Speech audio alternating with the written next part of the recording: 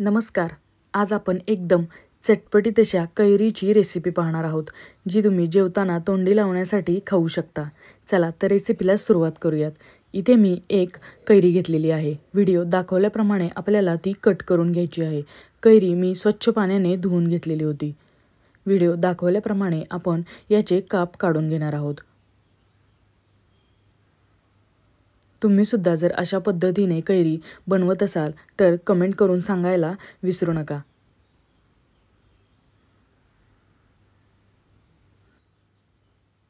आपले कैरीचे काप एकदम रेडी आहेत. आता आपण ते एका बाउलमध्ये घेऊयात.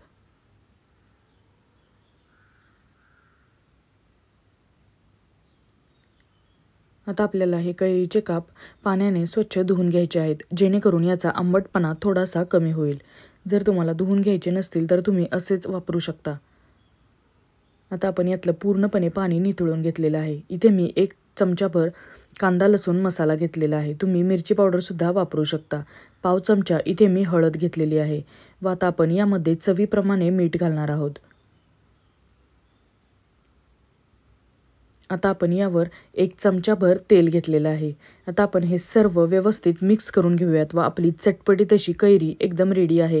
वरण भातासोबत तसेच तुम्ही जेवताना तोंडी लावण्यासाठी नक्की ट्राय करून पहा. चवीला अतिशय अप्रतिम लागते. जर तुम्हाला ही रेसिपी आवडली तर प्लीज लाईक करा, शेअर करा. सातारकर माधुरी या यूट्यूब चॅनलला सबस्क्राईब करा, जेणेकरून अशाच पद्धतीच्या नवनवीन व चटपटीत रेसिपीज तुम्हाला पाहायला मिळतील. धन्यवाद.